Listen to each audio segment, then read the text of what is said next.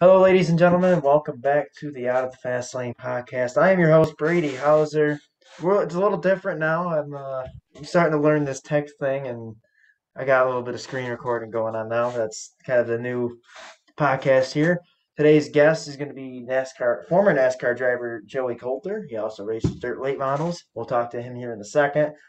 But it's been a while for sure, and I know last time you seen my YouTube channel, we were talking at Super Dirt Week, which that was about a month ago now.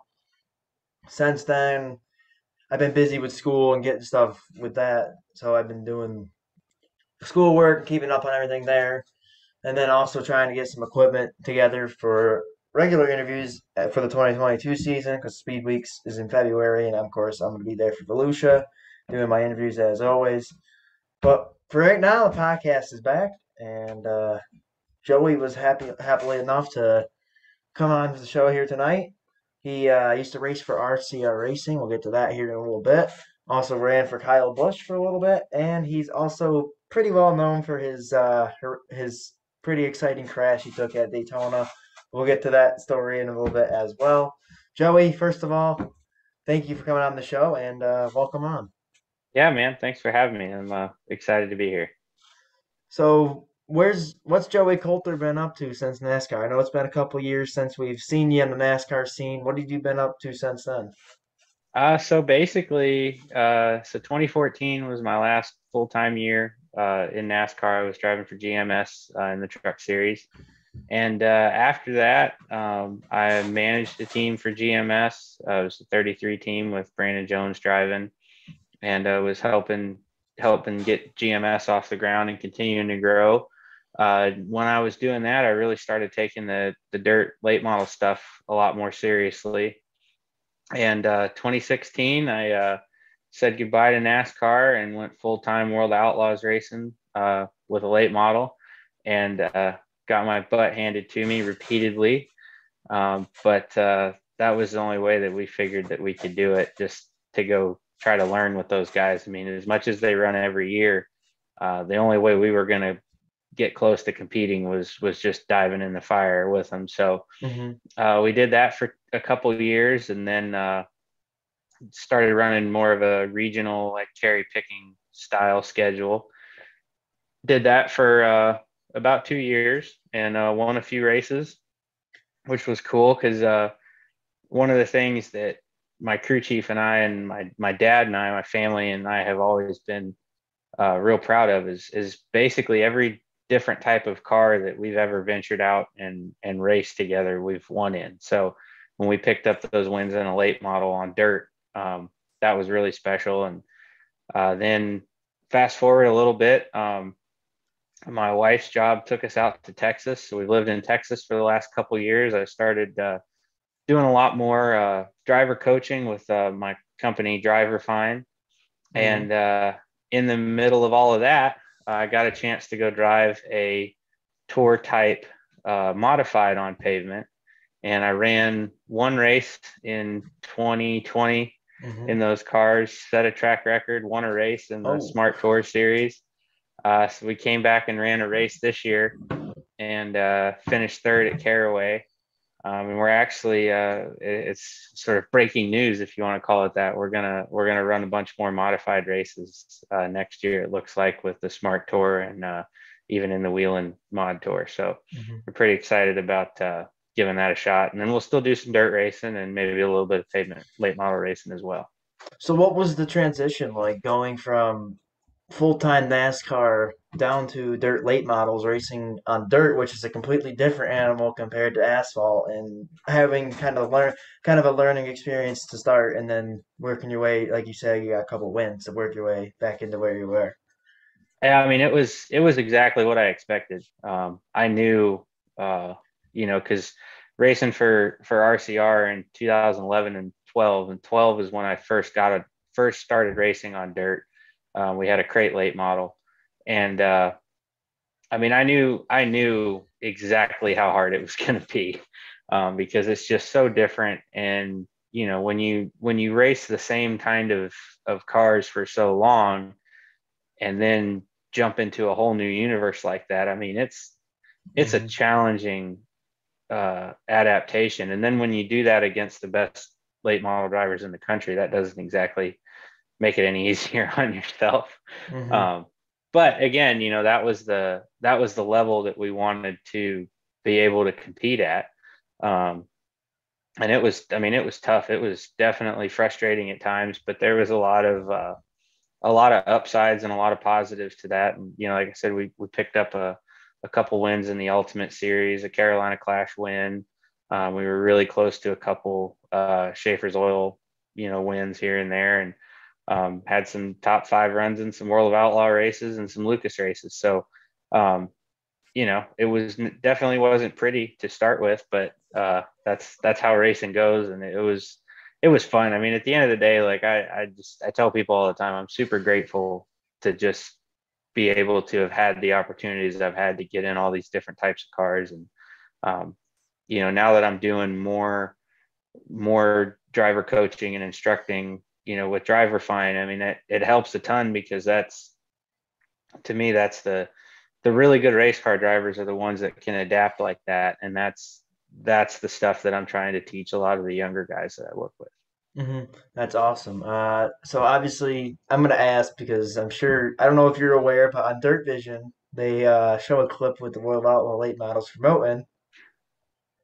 You obviously, I think you know where I'm going with this. There's a video of you going into a turn. I'm not sure what the speedway was, but you got almost pulled another Daytona moment at a dirt track. Yeah, Remember? that was I tell people all the time that was the worst crash that never happened. Because that was up at I forget what they actually call the racetrack, but it was a dirt track right outside of Chicagoland Speedway, uh, up in Hmm. Joliet, and that was kind of in the middle of that summer swing where we kind of do a lot of racing with the Hell Tour and stuff, and that was World Outlaws. And man, it was kind of at the end of just a rough couple weeks for us. Hmm. So I went into that race and I was just like we got to make something good happen. Like it doesn't matter what happens, we're gonna try something. So uh, I cranked the dial over to 10 in hot laps and almost or no, actually that was qualifying, and almost bit the dirt really bad. I remember when I turned and the thing kind of biked up like that, I was just like, man, this is going to be large if I don't figure this out. And thankfully I was able to bring it back down and keep going. Um, which I mean, that's one of the things I coach all of my drivers is never give up on the car and never stop driving. You know, because a lot of times, if you just stick with it and keep trying to ride it out, sometimes you'll get lucky and be able to bring it back. Other times you don't. But that's what ESPN's for. So now I'll move into your start of your NASCAR career now. 2009 was your rookie season, of course, with the ARCA Menard Series. Getting the call up to NASCAR. First of all, what do you remember about that call? Saying, "Hey, we want you to come race with NASCAR for us," and what do you remember and what was going through your mind that day when you got that call? I mean, it was pretty crazy because we had a good couple years in ARCA. I was still learning a lot, and I mean, I would say I was still pretty relatively inexperienced for that level. But the group of drivers that I was coming up with, it was Parker Klingerman, Justin Lofton, Steve Arpin, Patrick Shelcher. I mean, there was a lot. I know I'm forgetting a bunch because there was a lot of Hmm. heavy hitters um, coming through that series, and we had a pretty good 2009, and 2010 was okay. We got in a lot of crashes at the beginning of the year, but we picked up a win at Berlin, had a lot of speed at a lot of places, so it was overall a good year, but nothing spectacular enough where I thought anything was going to change. I kind of when we got done at that season, I kind of was just like, all right, we're gonna go ARCA racing again. Like that kind of seemed to fit the mold, and I felt like we had our team was really really in position to go win a championship. Um, and then one night over the off season, I was a full time engineering student at UNC Charlotte at the time. I was sitting around a bunch of buddies studying some physics 2 stuff. And I my dad calls me and he says, "Hey, check your email." And it's an email from the lady at the front office of RCR wanting to set up a conference call so we could schedule a meeting. And I'm like, for what? Like, and a couple days later, I was up in Welcome, North Carolina, sitting down with Richard and Mike Dillon, and they were like, "We're going to start another truck team. We want to put together a team that can race with Austin and Ty as they move up." And I was like, "Yeah, sure."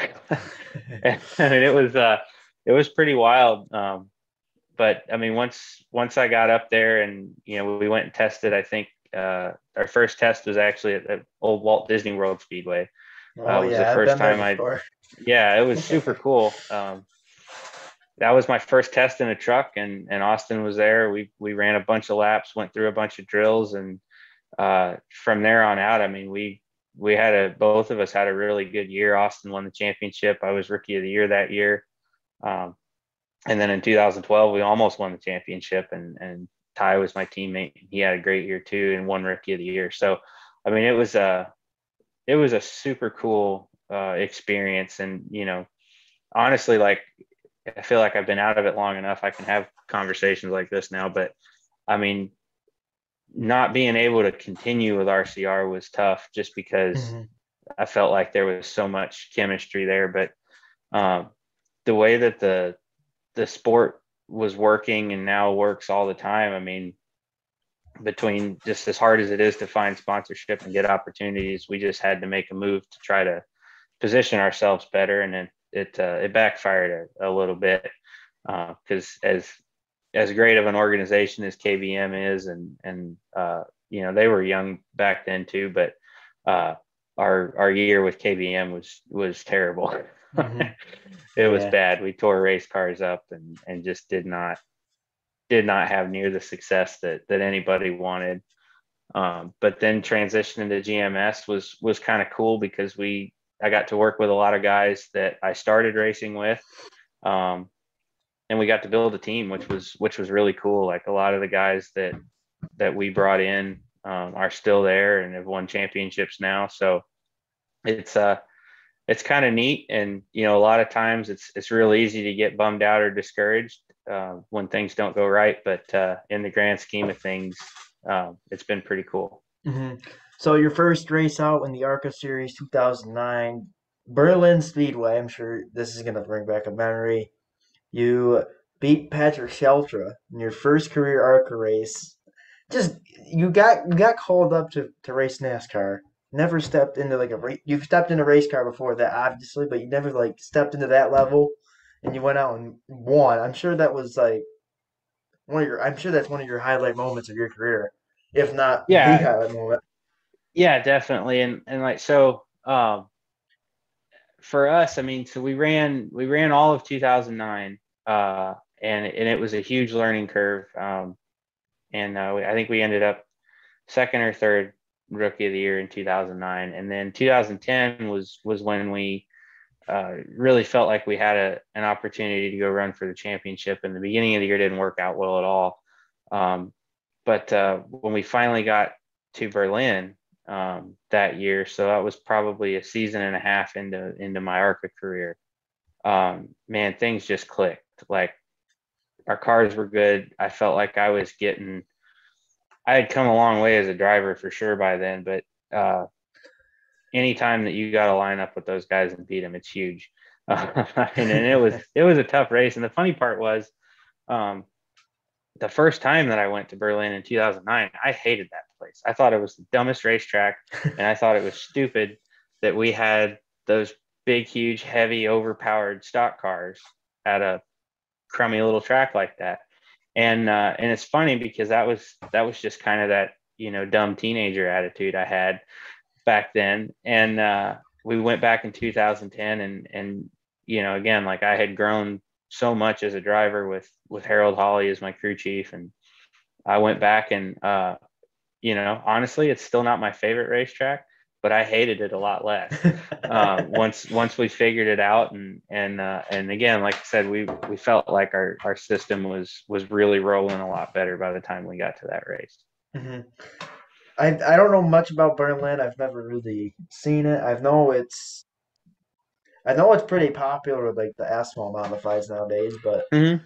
what was your like intake? I know you said you didn't like the racetrack, but like going into that place, seeing like getting to see different racetracks from a Daytona Speedway, where International Speedway, where it's the biggest track pretty much in the country, to Mm-hmm. where you go to a track kind of like that, where it's kind of smaller and getting to travel and see different racetracks. I'm sure it was interesting. And what was just getting to see different racetracks like for you?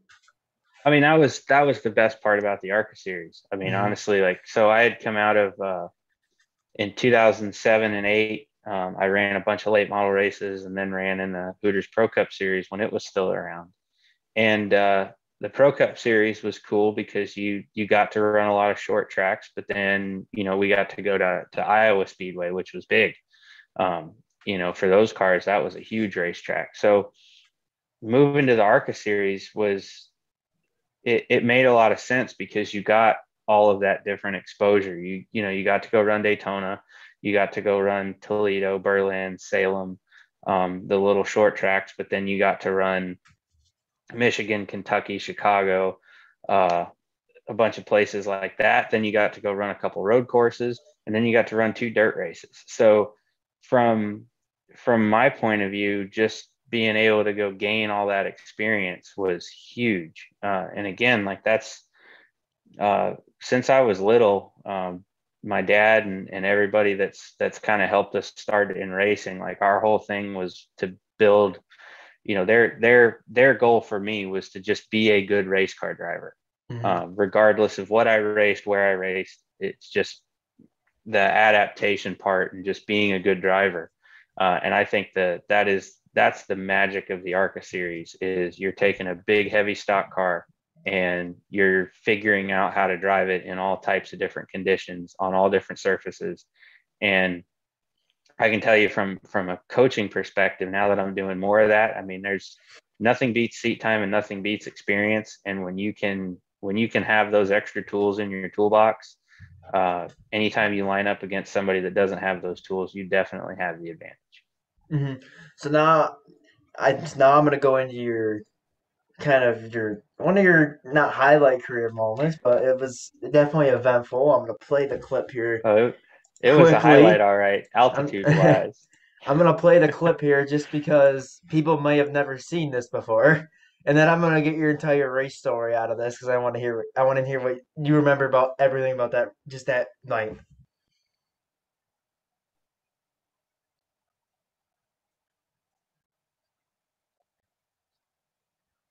Yeah, pretty gnarly, if you ask me. Yeah, it the wild part was is the worst part was landing.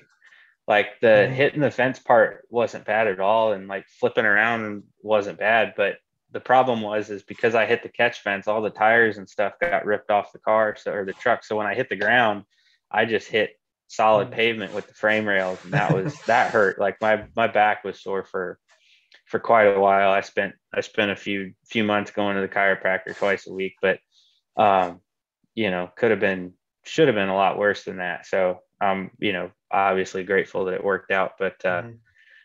it was so funny because I had I had struggled most of that race getting up to speed on restarts, and I really didn't know why. Like the truck was good, my shifts were pretty decent, but just timing wise, I could not get Mhm. the timing figured out. So that restart, I lined up behind Todd Bodine, and him and I had been around each other, I think, most of the race. And we took off on that restart, and my restart stunk. The plan was for me to be pushing him, as we took the green, and I didn't take off with him. It didn't work out.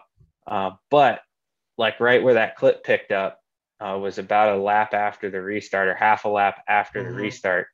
And man, we had a run.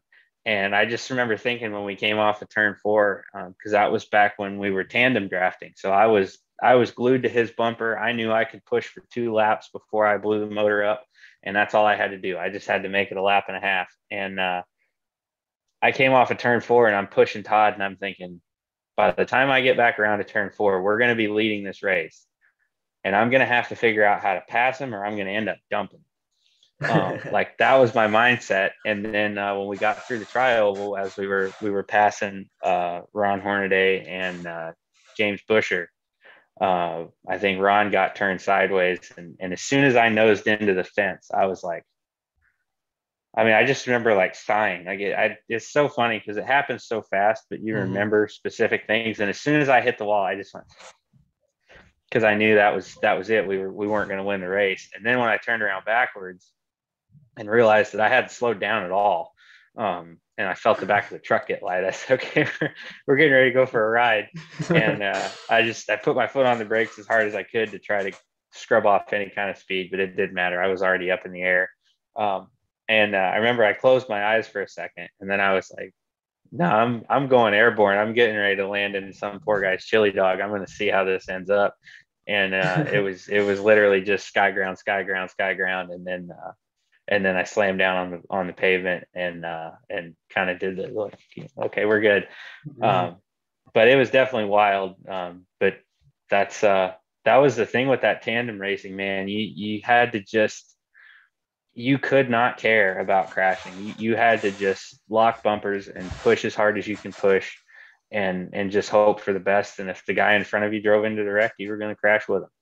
And I mean, as me as a racing fan, knowing what, like, because I've seen, and I'm sure you just saw the wreck again, but I'm sure you've seen the wrecks before where trucks get airborne.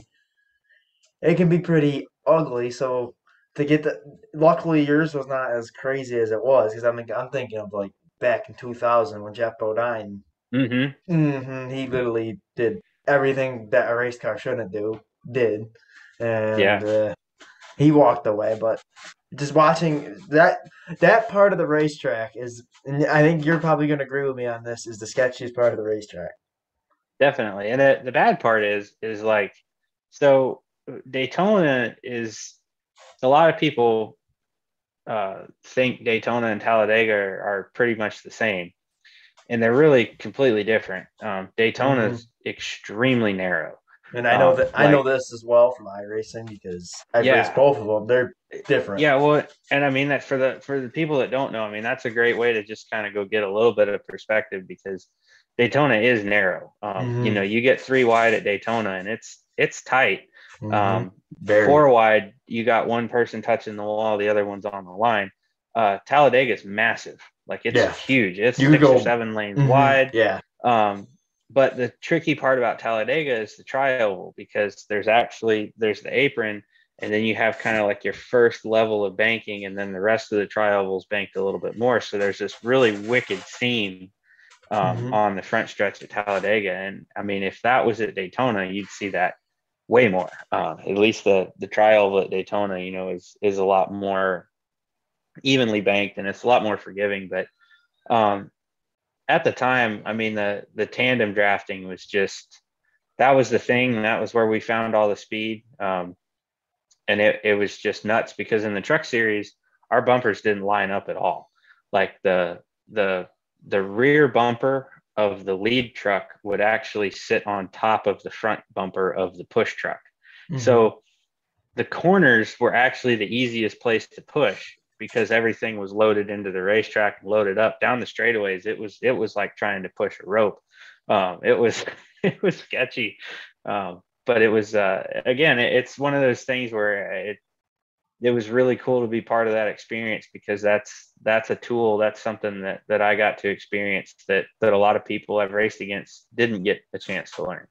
I haven't gotten to race at Daytona, but I got to do with what is it, the Richard Petty Mm-hmm. experiences with Stuart Friesen, who I'm interviewing behind me in that background picture. But I gotta say, I think the tri-oval is like the hold your breath part of the track. Like even him, and we all know the car is not the car. The car that we were driving for Richard Petty is it's older, so it's kind of. it's slowed down on the speed, but even then, just going in the trial, both of us, because we have radio communication, we just both hold your breath. It's like, oh boy, let's just hope Yeah. nothing happens, because that's one of Yeah. those parts of the tracks where it's just so it's weird shaped wise, because like the banking, it's just like it's flat in like one part, the other part is not, and it's just Hmm. they say never Yeah. push in the trioval at Daytona because of reasons like your 2012 accident. Yeah.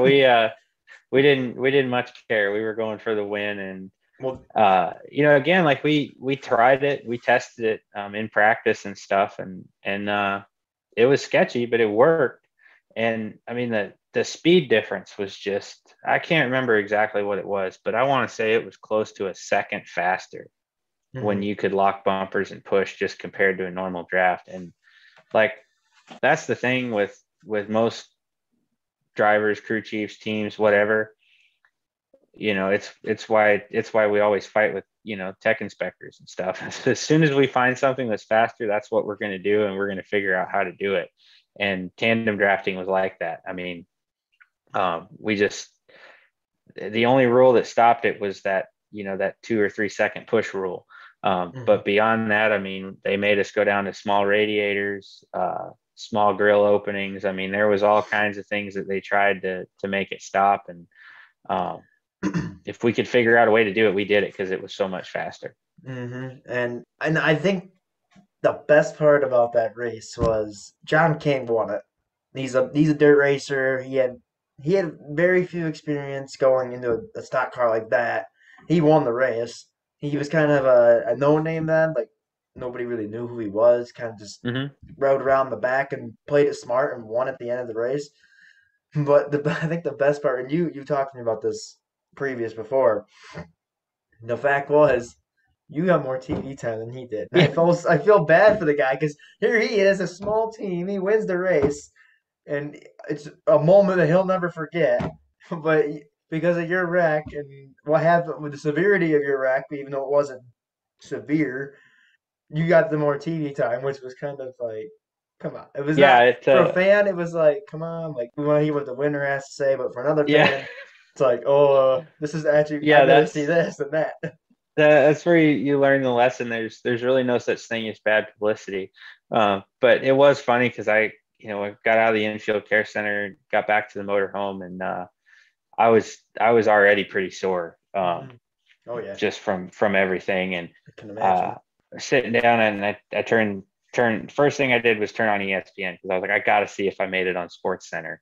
And sure enough, it pops up. They're like, hey, NASCAR Truck Series highlights from Daytona. John King's won the race, but check out Joey Coulter's crash. Like, and spent, it was literally like a little blurb about John winning the race, and then It's just all three or focus four on you. frame, yes, 3 or 4 replays of the crash. Which, I mean, that's super speedway racing, and that's kind of like, there's tons of back and forth arguments about why people watch super speedway racing.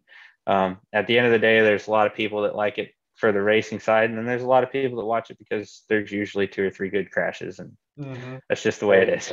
that's just how it is, and I've known that from any race, pretty much any racetrack you go to. I've met some Hmm. fans before, just getting to meet people, and there's people saying, "Well, did you get to see any good wrecks?" Like, you don't care about the racing, you just want to see people Yeah. wreck. Like what? Okay. That's What's it? that's I mean that's what we all go to the race. We just want to go put on a good crash for the fans. Yeah, we just want to destroy all of our thousands of dollars equipment just to give Yeah. you guys Well, enjoyment. that's the hilarious part about the industry is, crew chiefs, man, they spend hours and hours and hours Hmm. massaging those speedway. And it's a little bit different now with the way the bodies are, but back then, especially like the ARCA cars and stuff, when their body rules were still more wide open. I mean, the amount of extra time that got put into a super speedway car just so it would go qualify. I mean, probably, most of the time a crew chief will work 50, 60 hours a week. There's probably 100 hours a week in every speedway car. And more than likely, when that thing rolled off pit road before the race, that was the last time that car was going to be on a racetrack, because the chances of it Hmm. just getting completely destroyed are super high. And it's just funny because on the flip side, I remember when we went to Eldora for the first time in the truck series, Mm, it was like, okay, let's pick the oldest, most beat up, useless chassis yeah. that we can Oh find in yeah. the shop, and that's going to be our Eldora primary. And it's just funny because it's total, polar opposite. Eldora, we knew our stuff was going to get beat up. Just, we really didn't know what to expect. Hmm. Um, but we took the beater. But any super speedway race, it's always, this is like the best thing you can ever pull out of the shop, and both trucks end up coming back in the same condition. Yeah. I could only imagine. That's just the bestest racing. I mean, it happens Yeah, with exactly. with super speedway racing. It's bound to happen. It takes one driver's mistake, and it's 30 other drivers' mistake, and that's just the nature of that kind of racing. And Yeah, exactly. you obviously learned the hard way, but hey, you walked away, and I'm sure. Yep. I'm sure days after that, I'm sure people were blowing up your phone like, "Are you all right? Are you all right?" Oh Because yeah. Yeah. that was. It, Mhm. it was definitely big. And I mean, I just remember waking up Saturday morning, and I wasn't that sore, because usually, like, when you crash really big, it's not the day after, it's 2 days after. The second day after the crash is the worst. And I got up, and I was looked at she was my girlfriend at the time, but my wife, and I said, so we need to leave. Like, we need to pack up. We need to drive home, because if I don't get home today, I'm not going to be able to drive us home tomorrow. Yeah. And so we took off and left, and thank goodness we did, because from Sunday till about Wednesday, I just stayed in bed. I don't. I'm sure. And then going on, obviously, like you said, you went to GMS, got to race there. A couple years there, Kyle Busch Motorsports, you raced there a little bit, had your ons and offs. You also got a win at Pocono, which I'm sure that was pretty cool to get a win in the Truck Series at Pocono. The Tricky Triangle. That's another track that's not pack racing, but that's another one where you gotta. I'm sure as a NASCAR owner, you gotta go in knowing, hey, our equipment could get destroyed here. Just be ready. Yeah, there's definitely not a lot of room for error there, and that was a really cool race too, because we uh we found something that weekend that really took over the way that the trucks raced, and it's how everybody for the most part races now. So basically, and I like to tell this story because it really gives my crew chief the credit that he deserves. And it's Harold Holly. He's been around forever. Hmm. Won a Bush championship with Jeff Green in the Nesquik car. I think that was in 2000. um, but Harold's a brilliant crew chief, and so basically what we did was, in the truck series, you had a maximum quarter panel height rule. So for pretty much all the short tracks and all the intermediate tracks, everybody would run minimum height up front and then maximum height in the back to get all the downforce. And what we decided to try was, we said, okay, well, rather than doing that, we're gonna run minimum heights all the way around. So, and it's actually kind of neat, because you can see from this picture in Victory Lane, the front of the truck's actually way higher than the back. And that was the trick. We spent all day in practice and qualifying, trying to get the truck tuned in, with that rear ride height way low. And it was Hmm. completely legal. We just, instead of the maximum height, we went with the minimum height.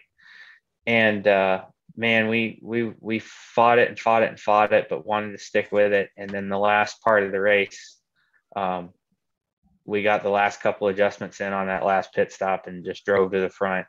Hmm. Um, Restarts and stuff. I think the last three restarts, I went from 12th to ninth, ninth to fifth, fifth to third, and then third to first, or something like that. And then once we got out front, we were fast. But it was really cool, because by the end of the year, we had somewhat perfected it. And from there on out, that was the new trend, was everybody running with their back of the trucks down. And the whole front end geometry had to get reworked because of the way that the trucks traveled when you dropped the back. So it was just really neat, because obviously it being a win, first NASCAR win was amazing. But the technical side of it was super cool too, just because of the stuff that Harold had figured out, and then us as a whole team Hmm. working through making it happen. Yeah, I can imagine. Yeah, so obviously you raced with RCR and then you raced with Kyle Busch. And I'm gonna be real, and I think a lot of people are gonna agree with me. Though I'm not a Kyle Busch fan, but getting the race for one of the best and learning from him. Was that able to like boost you a little bit? I know you said you struggled that year, but going to like GMS, did that give you like knowledge going to a newer team, saying, "Look, this is what I learned there. Let's bring it here," and like move on from there? Yeah. So, and the way that I look at it was, so at RCR, um, regardless of how things are going nowadays, right? Like, it's a tough business for sure, but I felt like RCR was sort of a model for how a racing organization should be run. Um, the way that their whole system worked was spectacular. The people that they got was spectacular. I felt like, leaving there, I felt like I knew how things should be done in a race team. And then going over to Kyle's, like KBM was still pretty new at the time, and obviously Kyle had a lot of success in those Mm-hmm. trucks before I ever got there, and him and Rick Wren really, and Rick Corelli, I think got that place started.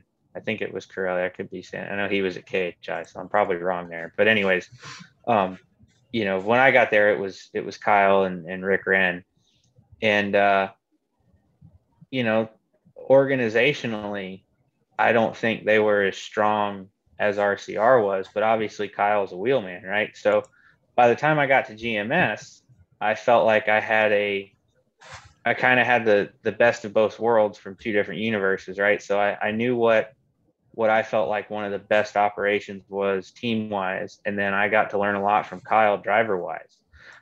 So when I got to GMS, I got to pool those two things together. Um, and for a first year truck team, I felt like that we did pretty good. We had a couple top fives, went through all the growing pains. I mean, we struggled like all get out on pit road. And it wasn't for lack of effort. It was just, the way that the funding was split up. Um, we were doing our own pit stops with our own guys in house, and those were the same guys that were working in the shop all week. So it was really tough on them to give us 100% performance all the time. Um, but again, that's just part of the growing pains and the learning of building a new team. And again, now that a few years down the road, they've won some championships, and like I said, a lot of the guys that started over there with me uh, are still there and still winning championships. Jeff Stankiewicz won the championship, Mm-hmm. not this year but last year, and he was my crew chief over there. So um, really cool. Again, it's uh, tough sometimes because it didn't quite work out, but at the end of the day, it worked out for a lot of people that were there for it, and it's still experiences that I got, so it's all good. Mm-hmm. Well, that's good. So first of all, again, thank you. I appreciate you coming on. I'm not gonna cut you short here. So now I'm just gonna No, man. now I'm gonna kind of just let it freely open. I'm gonna let you if you have any questions for me. I'm gonna talk. But I got a couple of questions about present day NASCAR. I'm also gonna ask you just to see what Yeah. you think. Anything you wanna ask me right now, or you want me to start? uh yeah, man, just start asking away, and we'll go from there. Well, so first of all, do you watch present day NASCAR still? Yeah, not I wouldn't say religiously, but I mean, definitely with the coaching I'm doing, I'm watching most of the races every weekend, just to gather information, see what's going on, and um, just watching, observing. That's kind of it. It's changed a ton in the Mm-hmm. last few years, but that's part of it. Hmm. So obviously they went to Bristol Dirt, getting that. bringing that onto Bristol, that was kind of its own animal. And it's Bristol anyway. But putting dirt on it, what was your intake on that? What did you think of that? And would you, if you got the ass to go run a truck at Bristol Dirt, you do it? Yeah, I would do it. So the picture in my background there, that's my late model, Bristol me and Dirt, my late yeah. model at Bristol, which was just absolutely insane. Hmm. Um, I ran the first few laps there and got out, told my crew chief, and I was like, if there's a racetrack where these cars will go faster, I don't need to go there. This is plenty quick. Hmm. Um, I mean it's and I expected that. I mean it's Bristol. That place is ridiculously fast for it being a short track, and it I knew with these cars and even the NASCAR stuff, it was going to be fast. I mean, it's 30 degrees of banking. I think they uh, took some banking out and made it like 24 degrees, but still a lot. Uh, but it's cool. I mean, it's so hard to do. Like I don't. I think the lesson that came out of Bristol was everybody thought that what Tony did at Eldora was easy, and it's not, Hmm. because Nope. you just the track prep alone and I learned Hmm. all this dirt racing, but you can't just throw dirt on the ground and call it a dirt track. I mean, No, it's not at all. there's so much that goes into the prep, the type of dirt, whatever you mix in with the dirt, um, and that was the challenge with Bristol was that red clay. It's either slimy or dusty, and running cars with windshields. I mean, it's I still think it was worth them. I mean, obviously it was worth them doing it because they're doing it again. Um, and I think it was cool. I think I think it helps the sport. I think it makes it interesting for a lot of people. But I think it showed a lot of people that again the work that Tony and his crew did at Eldora those first few years with just the trucks. I think they realized how difficult that was and how much work it took to make it flawless, because that's where Tony got those Eldora races, was to where they were started off with some speed, but then it was really great racing. And again, not knocking anything that they did at Bristol. It just I think a lot of people expected way more from the Bristol dirt races than what it ended up being because it was so dusty. But that's dirt racing. Hmm. It's dusty sometimes. But it was cool, and yeah, if I got a chance to go run, I'd do it in a heartbeat. Hmm. All right, I'll let you ask away now, and then I have a couple more questions I'll ask, and then we're closing in on an hour time frame, so that's great. And so, what do you got? Sure, you got something. Uh, yeah, I mean, I guess give me a little bit of your background. I know we've talked a few times before, but give me a little bit more of your background and kind of where you're wanting to go with the podcast and everything else you got going on. So, growing up, I go to Fonda. I don't know if you've heard of Fonda Speedway up in Hmm. upstate New York. Probably one of the nicest facilities you'll go to. NASCAR used to run there back in like the 40s and 50s, way back in the day, which was awesome. Richard Petty's ran there before, and a couple other Hmm. names that people have heard of, like Will Cagle and Jack Johnson. There's been some awesome drivers that have produced there. Stuart Friesen, present day driver, being one of them. That's his home track every Saturday night, minus when he's run trucks. So Hmm. I grew up there. My dad worked on a race car in 1997. Met my mom, who sold 50/50s at the track. Kind of, that's how they met. Hmm. Growing up, I've been going to Fonda my entire life. 16 years I've been going there. I grew up just as a normal fan, never had any intention of doing this. But I'll say it to you, I'm autistic, which that's okay. That kind of was a struggle for me with like school. I always struggled with school, with grades. I still do, kind of trying to keep everything going. And then COVID hit last year, and everybody says COVID was their worst nightmare, which for a lot of people it was. But for me, it was kind of a blessing. I mean, I was able to start this podcast that I never would have even imagined doing before before COVID, and I contacted Landon Castle. I'm sure you're familiar with him. But yeah. He goes, and I said, look, I've been watching the Invitational for the past couple weeks. They had the Pro Invitational going on at that time. I want to start up a podcast. I'm looking for a guest, be my first ever guest. What do you say? And he goes, you know what? I don't do this for many people, but you know what? I'm going to do it. Let's do it. After the race at whatever it was, Talladega or something like that, the Invitational, we'll do it. We'll talk about the race and whatever else you have. We'll do it live so everybody can see it, see what you got. So we did that, and I'll be real honest. I was kind of the most nervous kid you'll ever see. My face was just beet red. I was like the entire time, just stuttering, trying to get my questions right. But then people noticed like after that because I was just doing some like little shows with just talking about like race recaps and all that, just kind of getting so people could see what I do. That kind of got like a local flair, and that kind of made people interested in like me. A lot of local drivers came to me and said, "Look, we saw what you did. We like it. Can you give me an interview?" Okay, let's try it.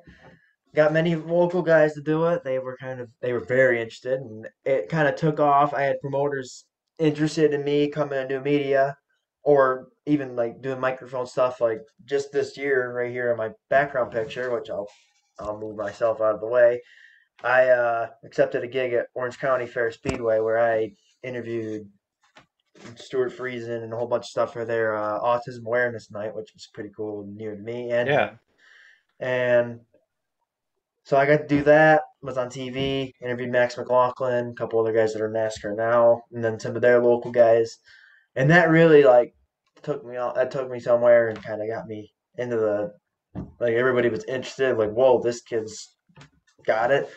So I did a lot of. I've done tons of interviews. Interviewed Kyle Larson in February, Joey Logano, a couple other guys at Volusia.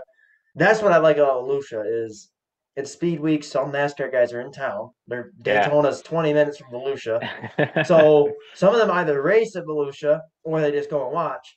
Right. Perfect opportunity to, hey, look, while you're here, there's no media around, just you and me. Yeah. We'll talk on a camera for 5 minutes. And Yeah. I was I'm a daring type. I'm the one that'll go and say, hey, look, I'll be fine simple. I walked up to Kyle Larson, hey, I don't want to make a big deal out of it. I know people. I know you don't want people knowing you're here. I know you're trying to be quiet. Let's go behind the trailer, and we can do an interview for my YouTube channel. He's like, let's do it. And Yeah. that's just kind of my nature. Is like that's why I love Volusia. Is just the Yeah. fact that you never know who's gonna be there. Like Hmm. I ran into Ryan Newman there. Just he was at the concession stand, running into him. We got to talk to him for 10 minutes, and you just that was like that's my highlight of every year, getting to go down there, which that starts Yeah. in February. And then I'm friends with Brett Deo, who runs the Short Track Super Series, which is very popular up here in the Northeast, which is a big series with our modifieds. Besides the Super Hmm. Dirt Series, this is the competitive series. I'm really good friends with them. Got to do media credentials. That gave me media credentials down at Fonda and Utica Rome Speedway, about 45 minutes from here, from where I live. I'm only 5 minutes from Fonda. Did cover that. I even started some photography. Got to take some pictures. Just my fun, just for fun. Try it, see what we Yeah. can do. That took off as well. Gave me a little bit of publicity there. People like that, Nice. and I do that, and then now that I'm back in school as a junior, I do digital multimedia out of our local college at a BOCES program where I'm learning everything, the ins and outs of camera work, editing, Photoshop, pretty much anything you can imagine. My goal, and I'm gonna stand on it until it happens. I want to call a race at Daytona. That's just There kind you of go. that's my main goal is to get to either play by play or pit report at Daytona and be that guy that was there when the next Joey Coulter flies into the cut Yeah. straights. Yeah. Yeah. No, man, that's really cool. That's awesome. That's awesome. That's really cool. And good luck with it. And the it's no different than it's it's funny because there's a lot of things that you can compare to the attitudes that I say drivers have to have in racing or anybody in racing. But if you're not the one that goes for it, somebody else will. Hmm. So you might as well be the one. It doesn't matter if it works or not, you know. And that's the thing with, you know, throwing a slide job on a dirt track or trying to bump and run somebody at Bristol. Um, if you're not the guy that tries it, the guy behind you sure as hell is. So Hmm. it might as well be you. So that's really cool, man. That's awesome. Yeah, and I mean, and I'm my best interview to this day was with Alan Bestwick, which that's a name everybody knows. Yeah, When you say Alan Bestwick, everybody's like, he's the guy that announced NASCAR for the longest time. Got yeah, him on the show before he signed with SRX. I had no idea that was happening. That he signed with yeah, SRX to be that announcer. That was so. That was I didn't even know that was going on. He kind of yeah, kept that completely quiet, which was cool. But he gave me such great advice, and I want to meet him to this day. I haven't gotten to see him in person, which hopefully I will. But he gave me advice to say it was dare to dream, yeah. dare yourself to dream big, and it'll come to you as long as you keep working for it.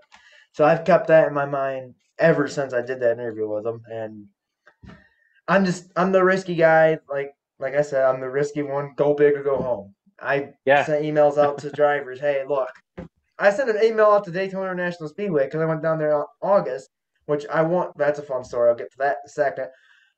They told me no, which I'm young. I'm 16. What do you expect? I said, hey, look, this is what I do. Can I get media for that weekend? They said no, Yeah. which I get it. I'm young and I got a lot to learn. But the funny thing was, BJ McLeod did a giveaway for 3 hot passes at, for Daytona, and Hmm. I'm like, well, I'm gonna enter it. It's my dad's birthday that weekend. Be a good birthday gift. If we win it, we win it. We don't, we go and watch it in the stands. Well, Right. I kid you not. 2 hours later, they're doing the drawing, and I get a message from Live Fast Motorsports. Hey, we need your information. You won.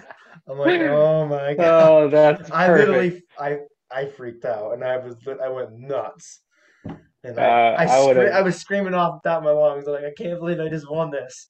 So I I would have went walked there, straight into credentials at Daytona and said, "Hey, you remember me?"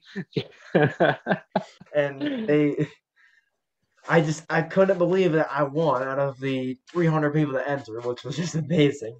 That Yeah. was probably my dad. That's definitely my dad's best birthday ever, hands Yeah, down. that's We awesome. sat on the pit box for the Coke race in August. Hmm. We got to Yeah. sit. We sat on his pit box for that and watched a live pit stop and the entire race from a pit box. So that was awesome. But when I was there, I also risked it. Even though I didn't have a media badge, I went up to Chase Briscoe and Harrison Burton. They gave me an interview. Yeah. So Yeah. That's it was man. kind of cool. Even though they turned me down, I somehow figured a way to get into the Cup garage and Yeah. all that. So that was pretty awesome. And Yeah. So I tell people all the time like the the negative, if you want to call it a negative, or the downside is, you know, NASCAR and big racing in general has become very corporate, you know, because hmm it's huge. very, It oh has to yeah, be. And you know, so there's a lot of paperwork, but at the end of the day, us morons driving around in circles all day, uh, we're just morons driving around in circles all day. So we, you know, it doesn't matter. The guys that are in it because they love it, you know, they're gonna talk to anybody that wants to talk about it. We're yeah. all nerdy like that. So it doesn't surprise me at all that, you know, again, like you're saying, you take the risk, but it doesn't surprise me at all that people, especially the drivers and stuff, just talk to you because Yeah. it's a passion, you know what I mean? And it doesn't matter what your job is or what, you know, what your spoke in the wheel is. It's, if you got a passion for racing, you got a passion for racing. And I got to meet Landon Castle there, which that was also cool. Was to get to meet the guy that kind of gave me a chance to start something. So that Yeah. was cool. That picture, I'm not gonna pull it up right now, but that was awesome getting to meet him. And then just walking through the garage, I got to meet Chase Elliott. I didn't get to see Kyle Larson because, well, it's Kyle Larson. He kind of just sneaked around a little bit as Yeah. much as he could, but got to meet a lot of the Cup drivers. Kind of the people at Live Fast, they were super nice, and Hmm. I gave them my card. I've told them what I want to do, and they Carson Ware. who's another NASCAR driver, he kind of connected with me a little bit. So, and with Rick Ware, and that's his dad. So I kind Hmm. of connected with him. He told me to contact you when I'm 18. We'll see what we can do. So when I Yeah. turn 18, I'm certainly gonna do it. See Yeah. what that can get me. But I don't know if I want to be. I mean, I'm not really sure what I want to be with the whole media side. I know I want to keep the interviews going. I want to do Yeah. photography as well. So I mean, PR is kind of basic. That's basically PR, and you can relate because I'm sure you had a PR person when you were racing. Oh And yeah. I mean, PR, they have a camera, they have a phone, they have everything that you need to do Yeah. something. So I'm not really sure where I want to go with it. I mean, like I said, my goal is I want to call a race Daytona, but you got to do baby steps to get there. I mean, you got to work at local tracks, which, like right here in the background, it shows that I've been Hmm. doing that, and I like doing that. And I mean, I have other stuff that I have other plans for 2022 going on, but I can't say anything Yeah. about that. But just I'm just trying to kind of make a name for myself and getting drivers like yourself that has had the experience to race and has raced NASCAR and know, you probably know people, and it's gonna just getting to build my fan page and just getting to build like connections is gonna help me, I think, in the long run, and that's kind of where I'm Oh yeah. hoping. Absolutely. And I It's kind all of about networking. oh yeah, and that's just where I wanna go to the business. I want to be in that business. I want to stay in this business and like be a podcaster, and I want to continue everything I'm doing now. But if I Yeah. can get a job with NASCAR or something like that, I'm gonna take it and just go Yeah. with that as well. So that's just Right on. kind of goal. Right on. So I know we're closing in on the 1 hour time frame. I don't want to keep you here all night because I'm sure you got stuff to do. I know Jessica's also raced, your wife. Yeah. What's she been up to? She was quite a wheel rider as well when she raced Yeah. a little bit. Yeah. So the upside to my terrible year in 2013 was she had a fantastic year racing. So uh, that year she was running full time in the Florida Pro Truck Series, which is the series that her and I were both racing in when we met. And she set a couple track records, won like 4 or 5 races, ended up second in points by like 1 point. Um, and that was a killer year for her. And then just the way both of our careers went, she took some time away from racing and was just kind of doing some off and on stuff. We've got 2 daughters now, so obviously Hmm. that takes up a little bit of free time.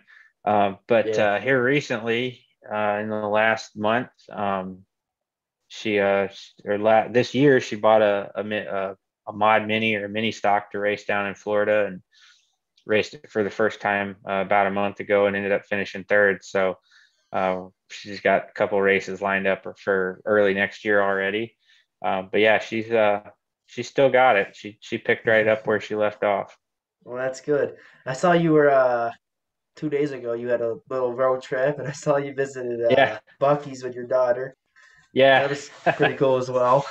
yeah, yeah. So we're actually up in Ohio visiting some family for Thanksgiving, and uh, plane tickets are just ridiculous. So I was like, well, me and Charlie, our oldest daughters, we'll just road trip it. So we left a couple days early and had a good time. We were at the Corvette Museum in Bowling Green, Kentucky yesterday, checking that out, and she was very sad when she saw that all the cars fell in the sinkhole and they were all beat up.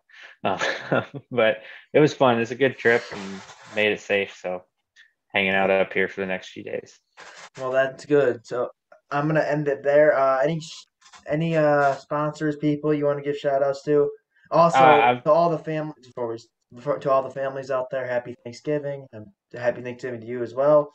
I hope everybody has a good, safe Thanksgiving and holiday season's definitely an important part of racing. I know a lot of drivers look forward to it because it's a couple months off. But anybody you want to give a shout out to? People, I mean, family. everybody that's helped us out, the last couple of years, it's been a rocky road. but it's been fun. PFC Brakes has been a huge part of everything on the dirt side and the pavement side. Simpson Molecule, Stilo, Race Fan, Air Shock. Uh, my wife and kids for being so supportive, and with all the traveling we've had to do living in Texas, that makes things really tough. But everybody at Coulter Motorsports and Rum Runner Racing, have a happy Thanksgiving, and thanks for all the hard work. Well, I thank you for coming on. I'll keep you here for a second. For anybody that's new to the channel, make sure you like, comment, and subscribe. Hit the notification bell. Oh, and also you can always unsubscribe. There's no hard feelings to me. It's free. So if you like what you see, consider subscribing. Again, it's free. You don't have to. You could always unsubscribe if you want to.